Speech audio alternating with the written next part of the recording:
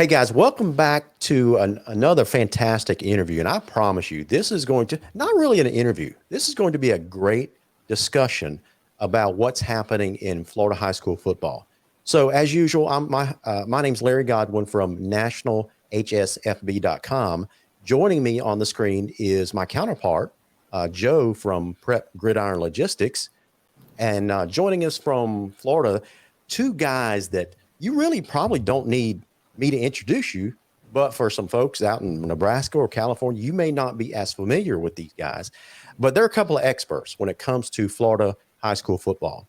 Joining us is the current head coach at Winter Haven High School down in Winter Haven, Florida, Coach James Thomson. Coach, welcome to the show.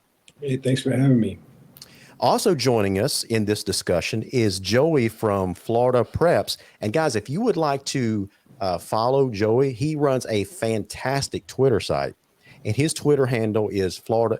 I think it's just at Florida Preps. Is that right, Joey? Yep, at Florida Preps FB. At Florida Preps FB. So guys, if you want to follow what's happening in the state of high school football in the state of Florida, this is the Twitter feed that you need to follow, at Florida Preps FB. So welcome to the show. Coach, what brings us together tonight really is a discussion about what's going on in the state of Florida, because recently there's been a seismic, and I don't use that word lightly, a seismic shift in the world of reclassification in the state of Florida. Would that be an adequate word to describe what's going on down there as far as reclassification goes? Because I think your state just voted to redo classification based on metro schools and suburban schools. What can you tell us about that effort? I probably have as much information as you guys. You're right. It's something that I don't think anybody in the nation has seen this before. We're all kind of going to learn as we go. But I think, the gist of it is kind of they're attempting to remedy the transfer issues that the state's got. Joey, Coach Thomson brings up this transfer issue. So I guess reading between the lines, the state of Florida is throwing a big time solution at this perceived problem in the world of transfers. So I'm not from Florida. So how big of an issue is student athletes transferring from school to school in the state of Florida? Joey, I'll throw this question at you. Oh, I think it's a major issue. I think it's one of the top issues we got in Florida. Sometimes when you get a freshman kid who can't find his way to start, okay, you need to find the best fit for you. But sometimes you look around and you see multiple guys going to one school, converging, building, quote unquote super teams. It causes some of an issue in our state. Is there a difference? Is there a distinction in Florida between student athletes transferring freely? Because from what I understand, y'all correct me if I'm wrong. From what I understand, a student athlete can transfer to 4 different schools in the 4 years of they're in high school and play at the varsity level all 4 years. Is that an accurate statement? Yeah, I believe it's more than that, right? I think you can transfer within the season. You can transfer pretty much at any time. So it's the Wild West for sure. Wow. So they can transfer mid-season and still qualify to play? I'm coming from Georgia, so I'm kind of not vested, but I'm telling you, it's from my understanding from my colleagues, it's the Wild West. I got you. Joey, so why did the state decide to throw this major effort at separating? Because before you had 7 or 8 classifications that and it was based on, I guess, student population or school size, just like every other state does it. But you guys are going a different route where you're going to split the metro-based schools from the suburban-based schools, and you're going to go down from 7 or 8 classifications down to 4 classifications for the metro and then 4 for the suburbans. Is that right? Right. That's correct. That's correct. So what are some pros and cons about taking it from what it was to this metro versus suburban classification system? I think you can start with the pros here. You know, you get a lot more of those suburban teams that, like I said, I spoke to you before the show. Right. You have, you know, few schools within a 50-mile radius that don't really have the luxury to pull kids from other schools compared to metro schools, right? That they're going to play the best of the best on a team, and you really got to do what you can with your school and your area.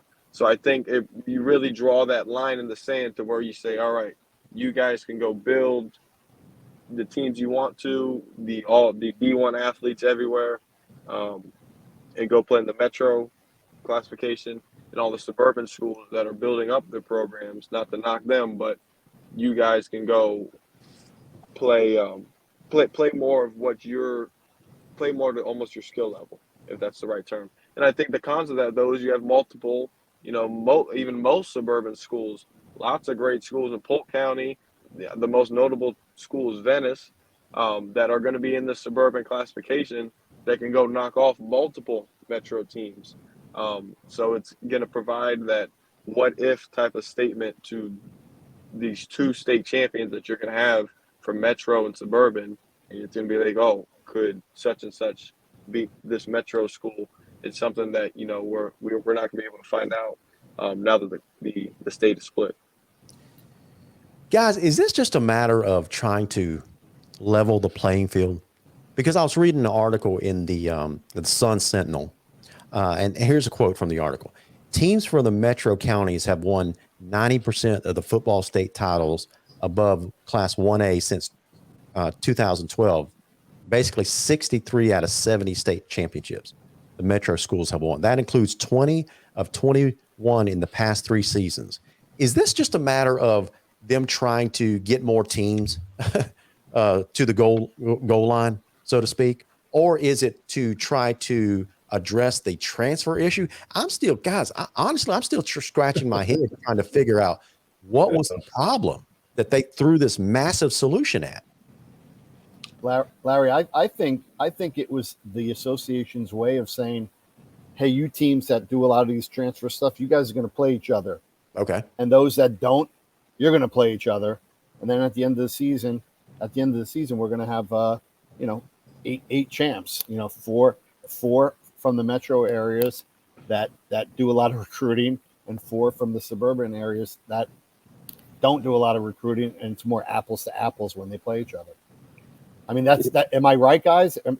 Is that right or wrong? Well, Joe, I'll debate with you. I understand why they're thinking this, but, recruiting is prevalent in Polk County.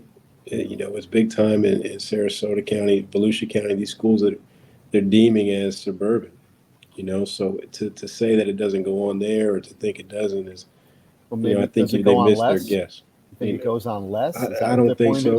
I think within a radius, right, is what they're saying. There's less school. There's, but at the same time, it's still happening. Mm-hmm. So, to me, you kind of divided this thing into a varsity and a JV, and you just never really know who the real champion of the state is going to be. Right. In this same article, you guys have heard of Charlie Ward, right? Former FSU quarterback, outstanding athlete in his day. He's part of the board now. So board member Charlie Ward, the former FSU quarterback and NBA basketball player, who now coaches the FSU high school boys basketball team, voted in favor of this metro suburban football split. And this was his quote.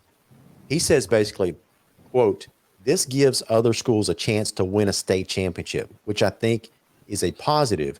This gives us 2 years to see if it's a good fit and how it works." Guys, that's the answer right there. So it looks like the people that voted for this, by the way, it was a 9-7 vote. It was a long ways from being a consensus across. It was basically a split vote, 9 in favor of, so they adopted it. So it sounds like from what Charlie Ward is saying is the reason they did this thing was to give other schools a chance to win a state championship.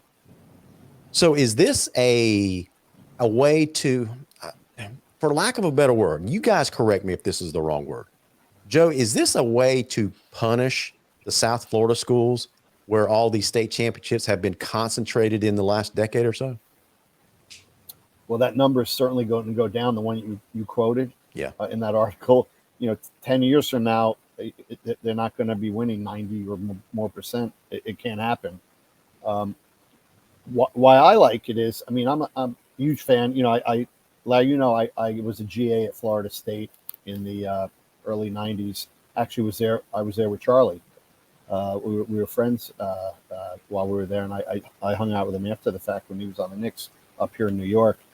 But as a fan, I like this because the playoffs, in my opinion, were, as you just said, were never even. I remember watching great St. Thomas teams having to win a state championship by beating Plant, Vieira, Osceola, these teams where you basically knew the end result before the game started. And now, Aquinas is going to have to play a team like Miami Central or somebody in that tier 1 team to win a state championship. As a fan, I'm all for it because of those reasons.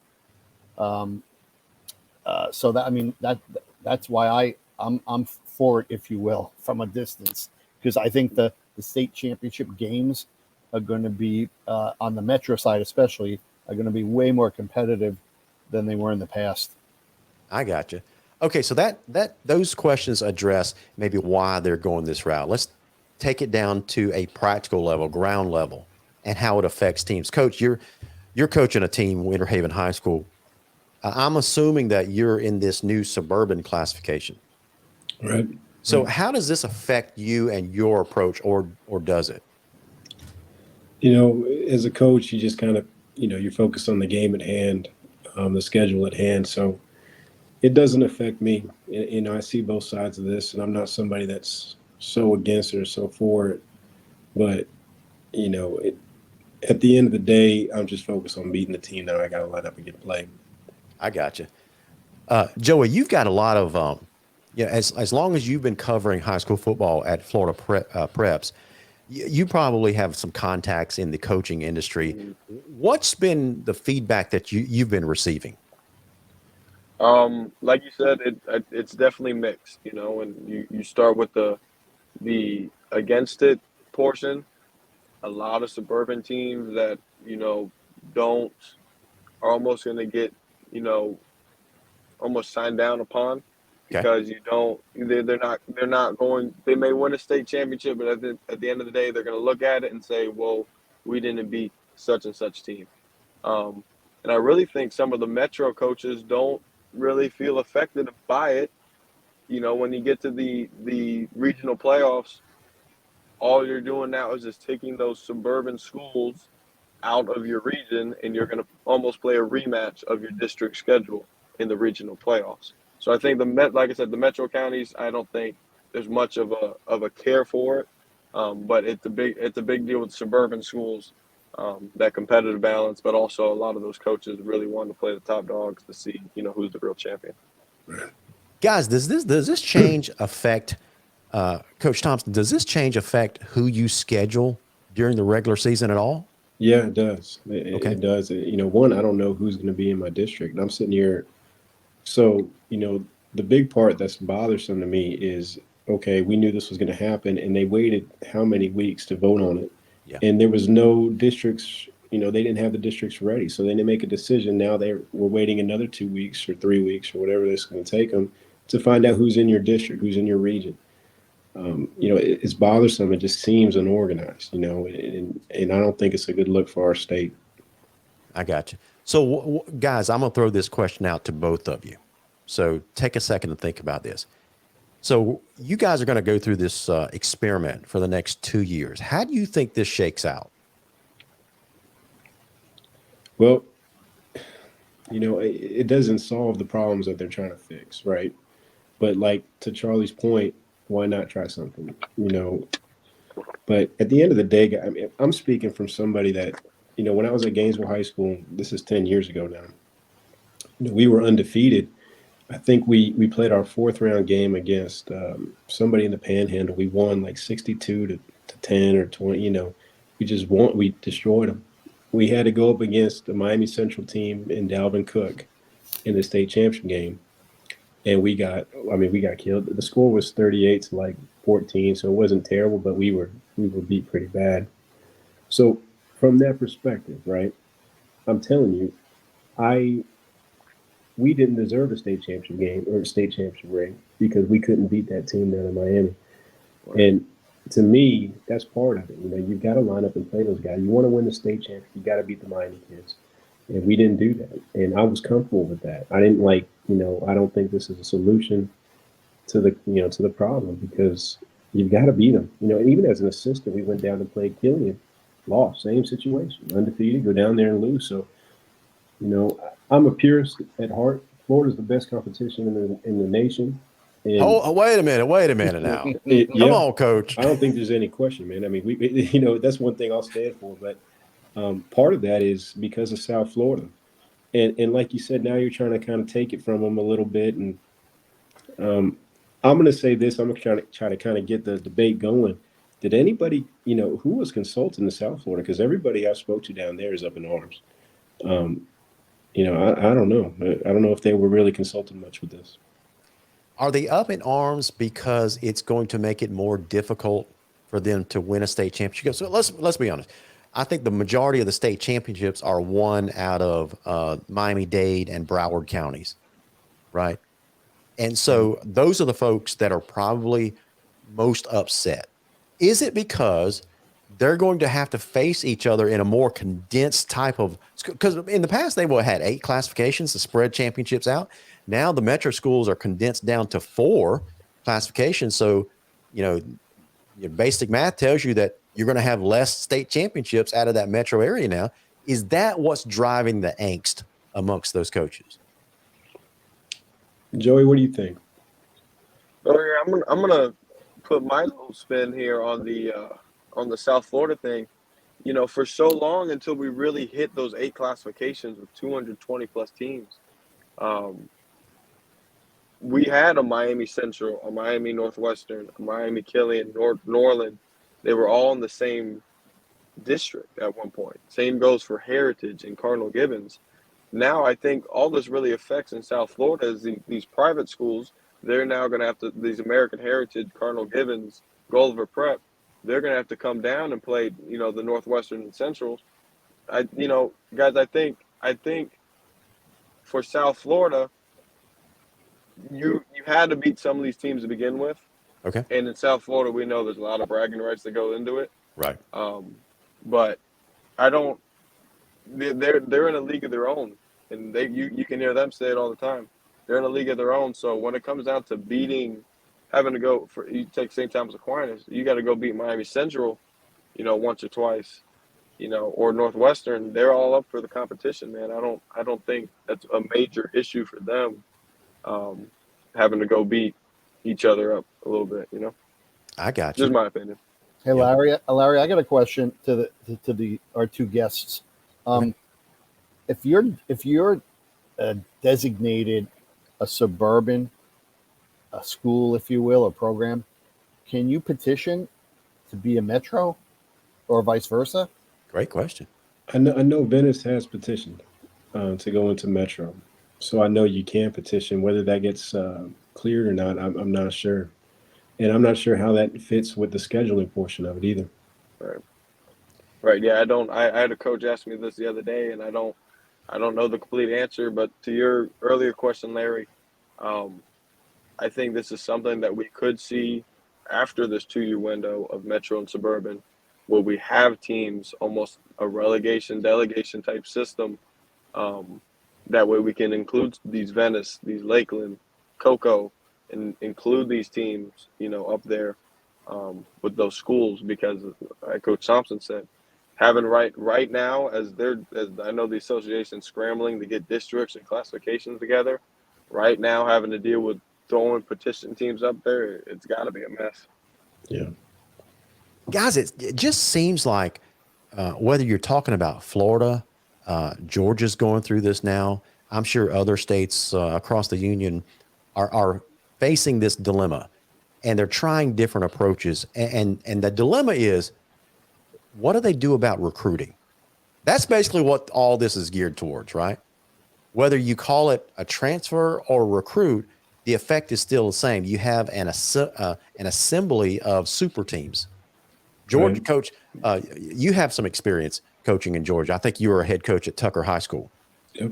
And especially in the metro Atlanta area, you probably saw this or heard some major rumors of, these super teams being assembled at different metro Atlanta schools every year.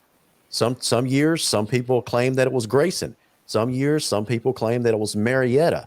Last year, some people claimed it was Collins Hill. So these super teams, whether it's based due to student athletes transferring on their own or some type of nefarious person recruiting all these student athletes, the effect is still the same. You've got these super assembled teams that are winning all the state championships. Now it appears to be that way in the state of Florida. When that happens, people are going to get upset because we live in an age where we want to spread the trophies around, right? That's just the way it is nowadays. So in 2 years, when the suburban schools start to experience some state championships, the metro schools still get their 4 state championships every year. I think this system sticks around because there's going to be some new schools out there with state championships that didn't have them in the last decade. And I think they're going to like it. And I think their voices are going to be loud. What do you think about an opinion like that? Well, I understand what you're saying, but again, I'm more of a purist, man. I want to beat the best. Sure. And to me, I didn't earn a state title. I could have declared the Florida, the North Florida. We beat everybody else in Florida except for Miami Central, right? So, but to me, we didn't win it all. Miami Central was a state champion, and that's how I felt. And I remember they asked me if we wanted to get rings for, I'm like, no, we don't want, we lost. It's over. That's my opinion. And I understand, if we could change the rules so that I could get a trophy, I'm just not that kind of guy, I understand. Joey, last question on this particular topic before we move on to, hopefully, Coach, we can talk a few minutes about your Florida Coaches Coalition. Are you up for that? Yes. Yeah. Okay. Before we get there, Joey, I got a last question for you. From the sports writers world, that's what I consider you. You're in the media. Yep. You're writing on these student athletes, these school systems. What are your media counterparts? What do they think about this? Does this make their job easier, harder, or no effect at all? Yeah, I don't think there's much of an effect. There is, I think there's a split everywhere in the state, in every group that deals with high school football. I think there is a split. There is people for it. There's people against it.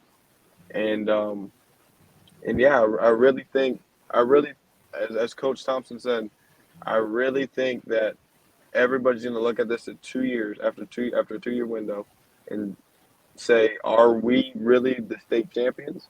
And that's going to, draw a lot of attention. I think it's going to come from everywhere. Media, even players, coaches, whoever chimes in, guys, I think it's going to be a major topic to address after this 2-year window. Absolutely.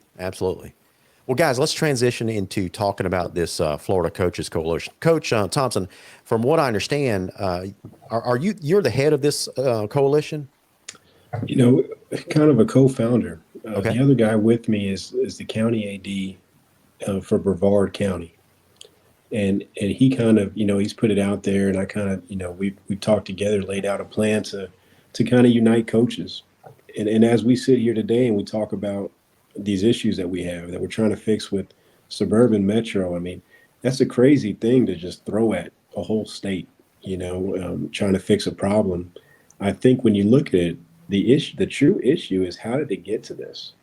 How do we allow this recruiting to run rampant? How do we allow these rules to be in place? And that's kind of what we're trying to do, is bring some unity to the coaches and give us a voice, get it to where maybe this wouldn't have happened if we were able to unite a little bit sooner. Maybe we were able to keep the rules a little stricter, make the transferring a little harder than it is now. It's interesting that you said that. I just picked out something that you said that resonated with me. And, Georgia is undergoing an effort as well through their Georgia Athletic Coaches Association. I think it's GACA, something like that. I don't know if you remember that when you were in Georgia. Yeah. But, it just seems like coaches are starting to realize that, listen, you guys are on the front lines. This is your livelihood, and your livelihood is being affected by issues like transfers and recruiting and things like that. So it's kind of cool to see you guys take matters into your own hands to maybe as a group come up with a solution. Other than recruiting and transfers, what other issues is the Florida Coaches Coalition trying to tackle in Florida? Yeah, the main issue right now, the biggest concern that we have is the low pay for the coaches in the state of Florida. I mean, that's anything you hit our Twitter, you hit our website. I mean, that's what we're trying to fight for right now because it's so. I mean, it's disgusting to be honest with you. I took a 66% pay cut to come back down to Florida, right? The stipend, when I left the state back in, I think it was 2015, I went to UCLA, for a year. Then I went to Georgia. I've been in Georgia for 5 years. I came back and it's the exact same. Filled up my truck this morning. Gas was $4.39. So if inflation exists, how has it not changed at all? So that part of it has got to change, and everybody realizes it. I think that, I don't mean to run on here, but I think that the average stipend that we did our research on the 67 counties or so was $3,000 and some change for the entire year. So break that down into all that a coach does. I mean, it ranges anywhere from 32 cents an hour to $2 an hour. It's not even minimum wage. Yet the most influential person in a young man's life is his high school coach. Right? I think everybody that's played football knows that. They know that this man saved my life. How many people that are coaches can say that? I mean, if I took a poll, it'd be in the hundreds. Yet we treat them so poorly. And there's so many other things that are prioritized over us in different school districts. There's testing. I mean, just lay out all the things that they spend money on and help me understand how all these things are more important than a coach. And that's where I struggle. Yeah. Joey, as you covering these teams across the state, have you noticed, or what are you seeing as far as head coaches goes? For a guy sitting in Georgia tonight, I've noticed, and this just might be anecdotal, guys, I've noticed that there are a number, and it seems to be increasing every year. There are a number of Florida coaches migrating north to Georgia, mainly because they're just trying to make a better living. Because, Coach, like you said, you got a stipend of $3,000 to $4,000 a year. During the season, how many hours do you guys work? 50, 60, 70 plus? Yeah, you don't want to know. I mean, from the end of school to about 8, 9 o'clock, and that's typical. And then on the weekends, I'd say, close to all day. Yeah. So, Joey, do you notice coaches migrating to other states for better pay? Oh, 100%, Larry. I mean, and a lot of them come up to your neck of the woods there in Georgia. I know a lot go to Alabama to go get paid, and quite frankly, I can't blame them, and I don't think nobody can blame them. Right. Multiple coaches, even assistant coaches, got to work, multiple jobs, and then still, find a window to perform the coaching duties. And it's a shame. It's a shame, really, because we lose a lot of good coaches for the game of football, and most importantly, the high school athletes. And Joey, this has been going on, right? This has been going on for years. Yeah. And the constant thing is, it doesn't seem like anybody cares. We lose this coach, they just move on. We lose this coach, moves on. And that can't be. When you lose somebody like that, the quality and the level of coaching goes down. We as a community have to stand up for that. I mean, you can't be, that's not acceptable for your kids to lose that quality of coach over and over and over again. Hey, Larry, we heard a perfect example 2 weeks ago when we had our first Q&A ever with Matt Helmrich. Yeah. I just remember he said he was the defensive coordinator at St. Thomas Aquinas, and he left South Florida to become the head coach at Johns Creek, Georgia. Yep. So Matt's a perfect example of what we're talking about. Yeah. Listen, just a few weeks ago, there was a position opened up in Moultrie, Georgia, Colquitt County. I don't know if you guys have heard of that. Coach Thomson, you probably is being a coach in Georgia. But The Cardinal Gibbons head coach, Matt DeBuck, was interviewed for that position, Right. mainly because of a financial decision, right? Right. And So he's coming from the private sector, so his situation's a little different down there. But again, Colquitt is playing a ton of money, and it's hard to compare anything to them. But I'm telling you, from $3,000 raise to Helmrich, he coached at the school next to mine in Georgia. The raise that we got from going to Florida up to Georgia, we used to talk about it. I mean, it's so significant that we're like, damn, we'll never go back to Florida. And here I am. I don't know what I was thinking. But it got to the point where You're a purist. You're a purist. Yeah, I had to get close to my family. I just got tired of being away from my mom and et cetera. So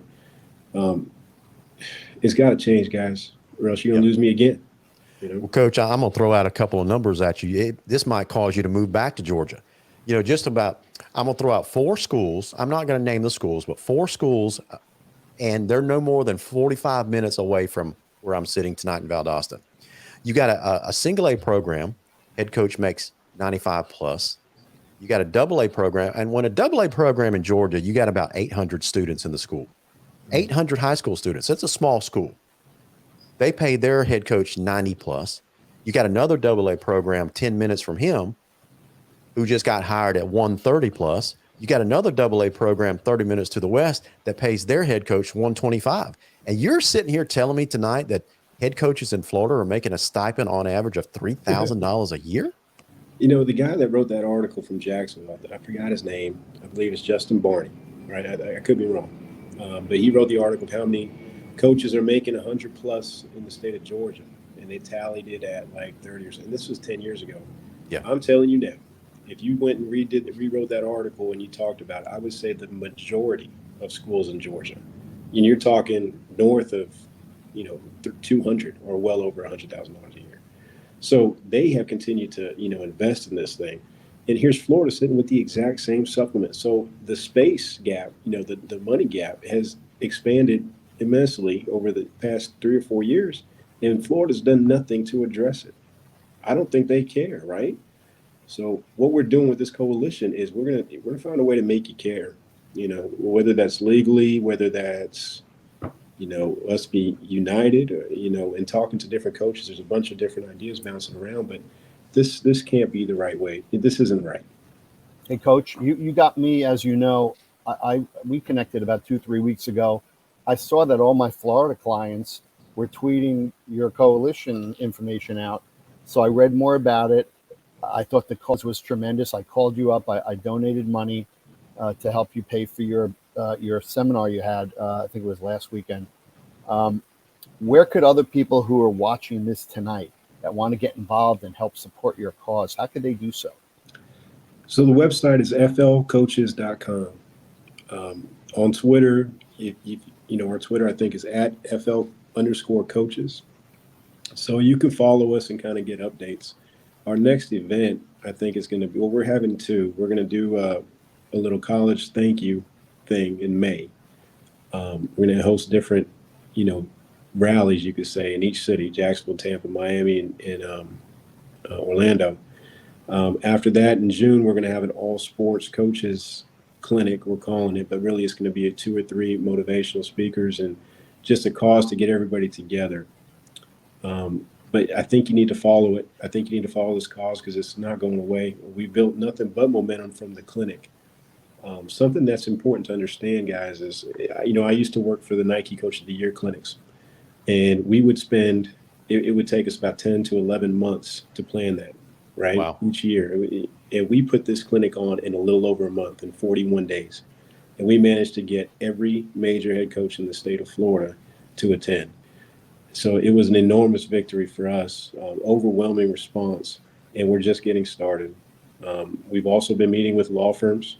We're actually now cut it down to 2 different law firms that we're going to choose from and try to get some attorneys involved here to kind of get change going on the legal route.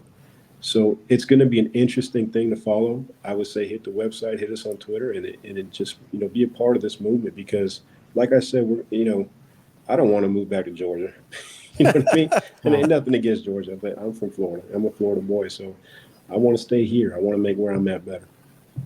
Well, Coach, right now, it's the beginning of pollen season in South Georgia, and right now I don't want to be in Georgia either. Yeah, good point. Allergies are killing us up here. Joey, tell our viewers again where they can follow you on Twitter. At Florida Preps FB, right there on Twitter. All right, guys, I'm going to put this on the screen. If you would like to follow Joey at Florida Preps and all the great coverage his organization provides, just go to Twitter and follow them at Florida Preps FB. And if you would like to know more about what Coach Thomson is doing with the Florida Coaches Coalition, that can be reached at flcoaches.com. Is that right, Coach? Yes, sir. Yes, sir. Well, guys, that's going to wrap up our discussion for tonight. I want to thank both of you. Again, Coach Thomson from Winter Haven High School, Joey from Florida Preps FB. And guys, thank you both for a pretty interesting discussion tonight. And I hope it raises a lot of awareness about what you guys are doing, not just in classification changes down there, but the dismal pay that Florida coaches face. And listen, when I know that you love Florida because you got to work for that kind of money, but if you want to get paid again one day, just come on back to Georgia. Yeah, no doubt. And Georgia football is great too, guys. No slight to them. I enjoyed my time there. Well, Joey, thank you so much for joining us tonight. Coach Thomson, thank you as well. And with that, we'll wish you a good night and thank you so much. Thank you, guys. Appreciate it. Appreciate you.